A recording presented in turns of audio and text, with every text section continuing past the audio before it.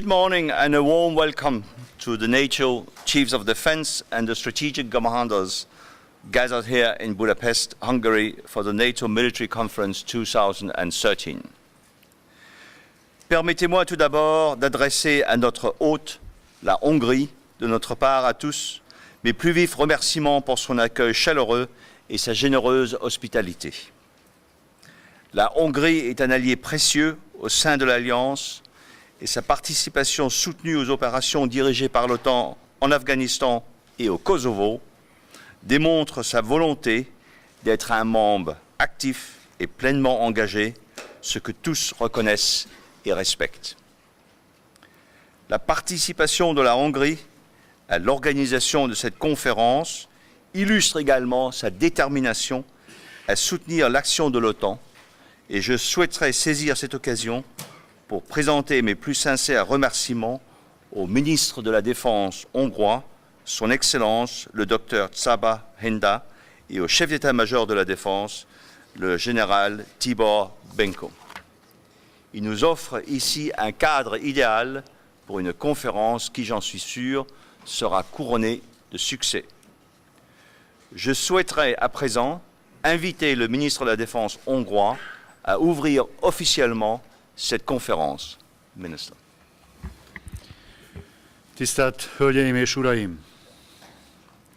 Megtiszteltetés számunkra, hogy 2013. szeptemberében Magyarország adhat otthont a NATO legmagasabb katonai fórumának, a Katonai Bizottság vezérkarfőnöki szintű konferenciájának.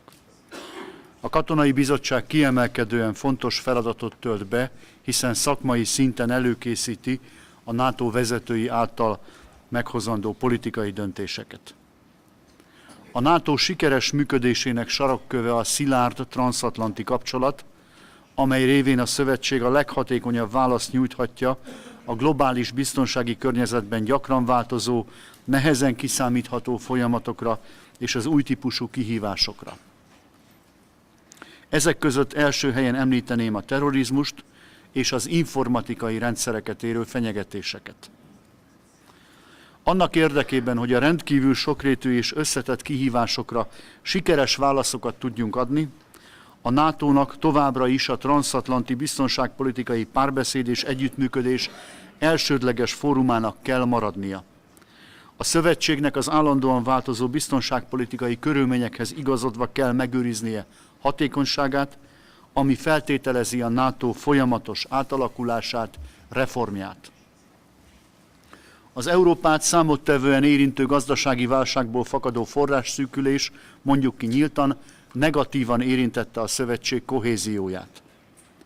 Magyarország kormánya határozatban kötelezte magát arra, hogy 2013 és 2015 között a honvédelmi tárca költségvetési támogatása nem csökken, majd 2016-tól kezdődően a GDP részarány évi legalább 0,1%-os növelésével 2022-re eléri a GDP nagyjából 1,4%-át. Tisztelt Hölgyeim és Uraim! Úgy vélem, hogy a szövetség és partnerei számára az elmúlt évtized során legnagyobb kihívást jelentő afganisztáni művelet a célegyenesbe fordult.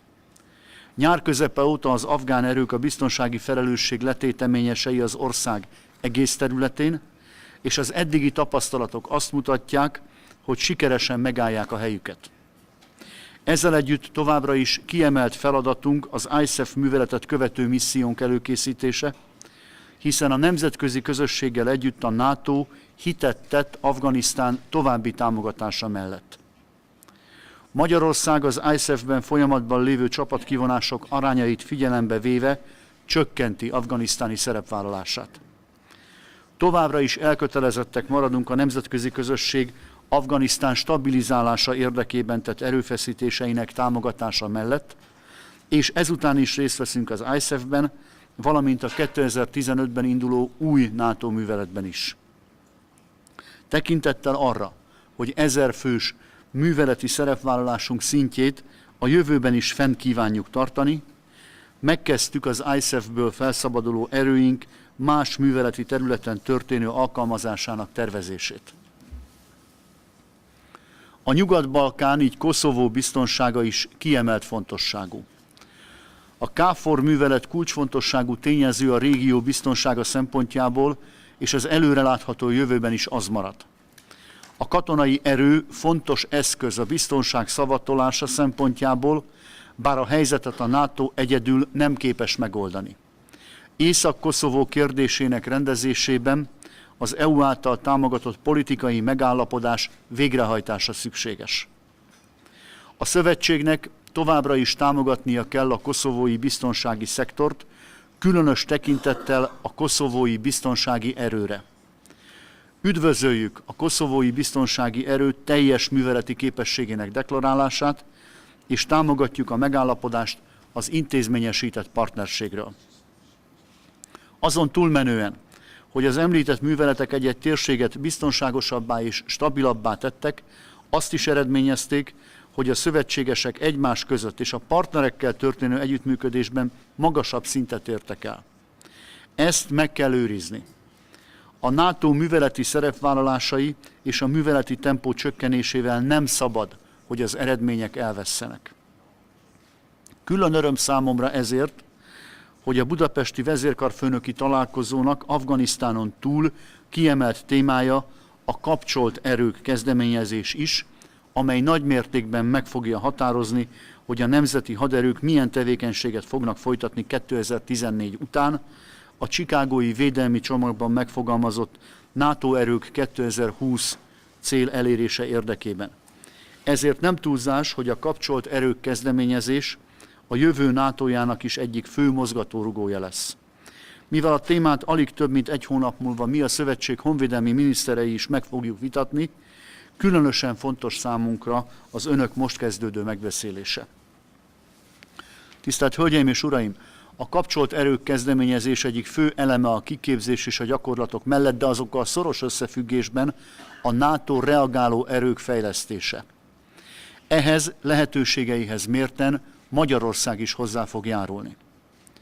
Úgy gondoljuk, hogy a Pápa bázisrepülőtéren települő stratégiai légiszállító képesség is alapvető képességet biztosíthat a NATO reagáló erők gyakorlataihoz, műveleti készenlétének fenntartásához és adott esetben alkalmazásához.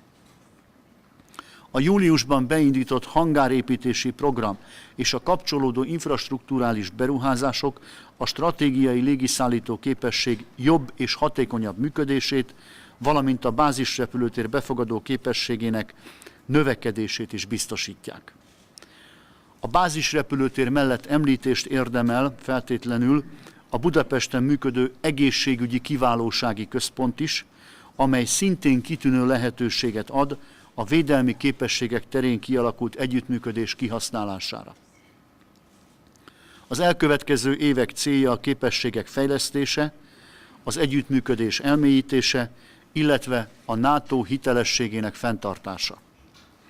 Nagy várakozással tekintünk az önök tanácskozása elé, amelyhez engedjék meg, hogy sok sikert kívánjak. Tisztelt Hölgyeim és Uraim!